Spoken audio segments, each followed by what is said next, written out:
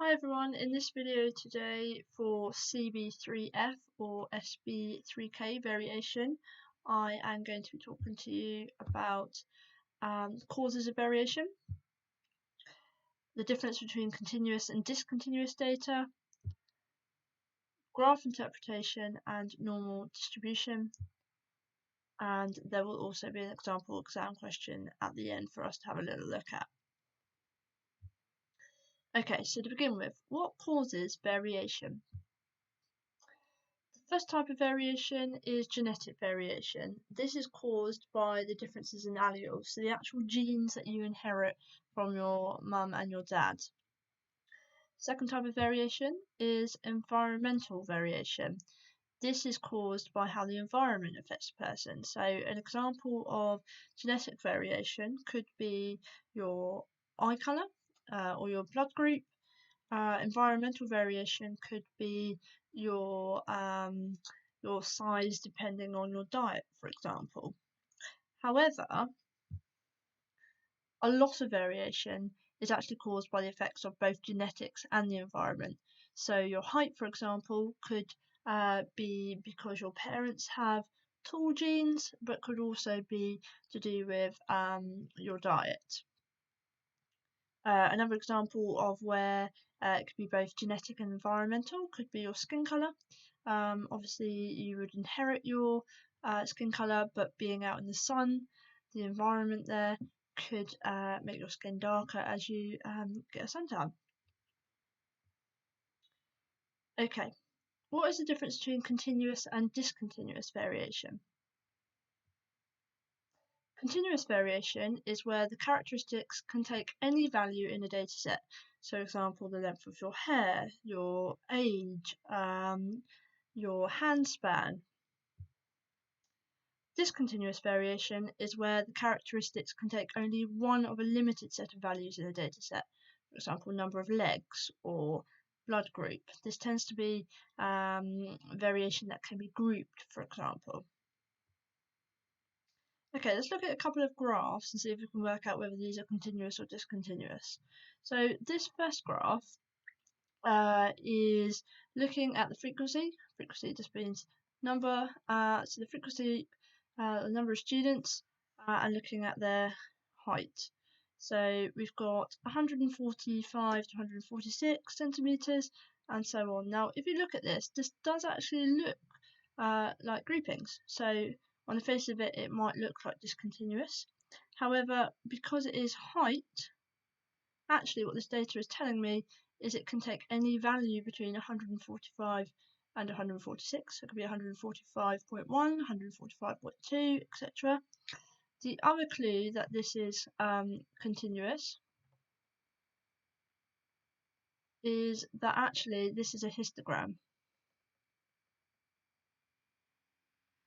Okay, that's what this type of graph is. Now with a histogram, you'll notice that there are no spaces between the data that's being plotted here. So the fact that all of the bars are touching actually is another clue that it's continuous. This means that this straight from 146 rolls into 147 and so on. So this is an example of continuous data. So height is continuous. Okay, this looks like a similar shape graph, but the major difference here is the gaps. We'll talk about this in just a second. Okay, so this again, frequency up the side here, up the y-axis, and shoe size along the bottom. Now, shoe size, you can only be a size 3 or 3.5 or a 4, 4.5, and so on. You cannot be a size 3.1. You can only buy shoes generally in these discrete sizes. So when you see data like this with spaces between and categories where you can only fall into this discrete data set, this is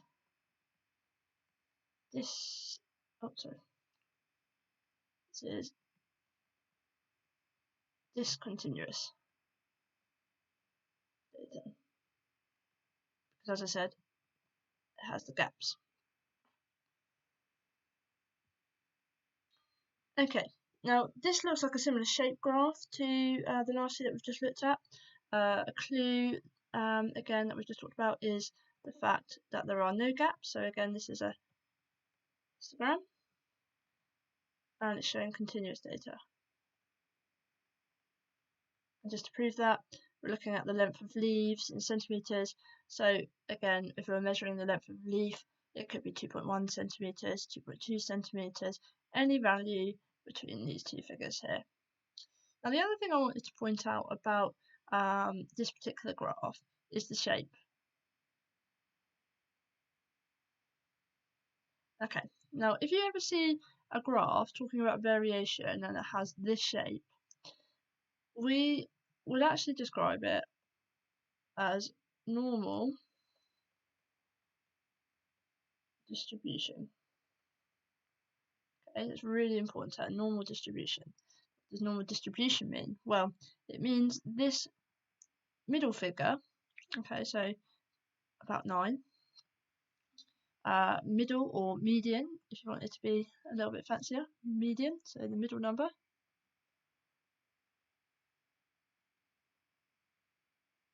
actually has the highest frequency. So it has the highest frequency.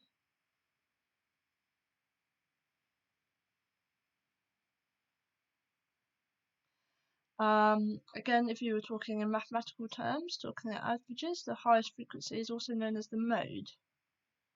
So this middle number, this median number of 9, is actually the mode as well. Okay, so the highest frequency, most frequent value.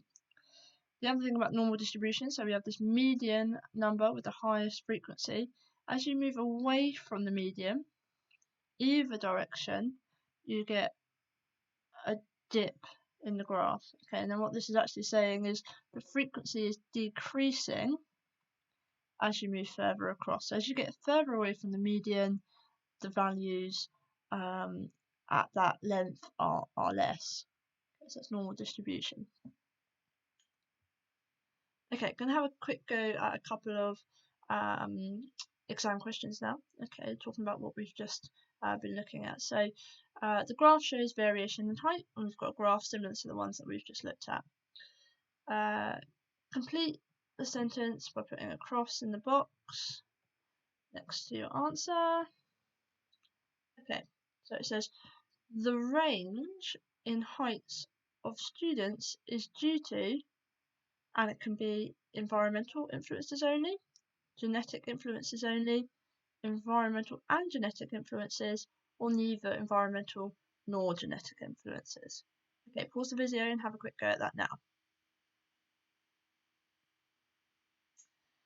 Okay, what you'll notice about that question is, although they have given you lots of information up here, a nice little graph to look at, the question is not actually referring to the graph at all.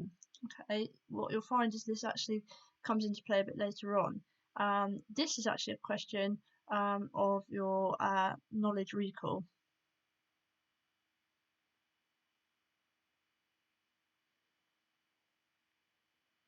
Okay, and what it's actually asking you to do is, can you remember what causes height, range in height, variation in height?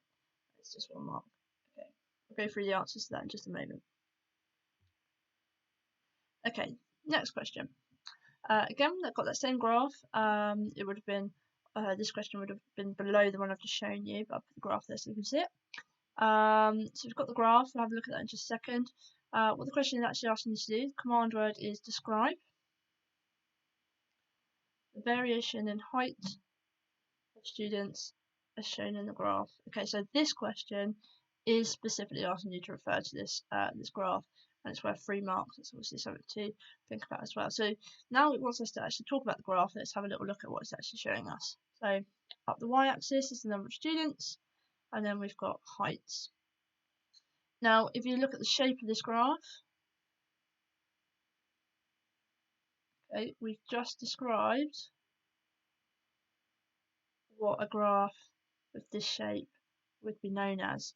The other thing it can sometimes be called is a bell-shaped graph. And what we've just talked about is actually that is normal distribution.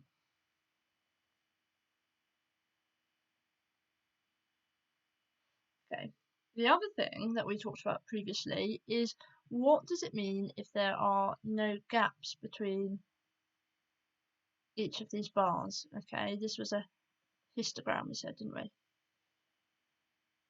No gaps. What type of data are we looking at?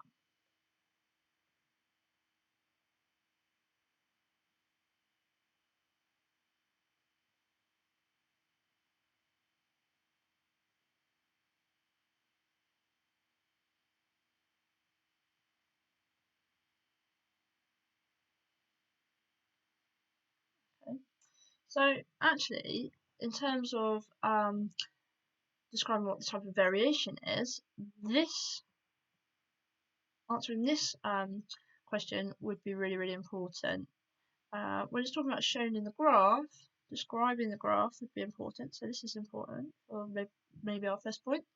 This would be important for our second point. But as you can see, it's out of 3 marks. So where would the third mark come from?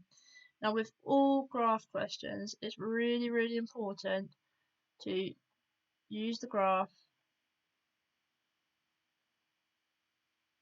to share specific data.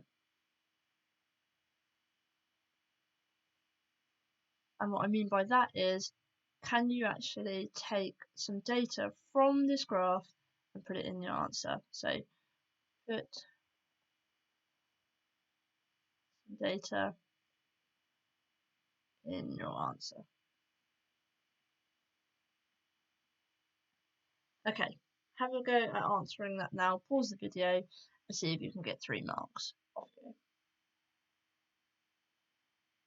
Okay, before we go on to the mark scheme, what I'd like to do quickly is just model how I would have answered this question and show you where potentially we'd have got the marks from before we look at the mark scheme. Okay, so first thing I would do is actually, I've already sort of laid out here potentially where you would have got your 3 marks from. I'm actually going to use each of these sentences in my answer. Okay, so describe. This one first, what type of data are we looking at? This is continuous data or continuous variation. Remember we said that these histograms with the no gaps is a clue that it's continuous, but it's also height. So as we know, height can take any value within these categories here. So this would, I think, be my first marking point. Then we look at this. Okay, the graph shows normal distribution.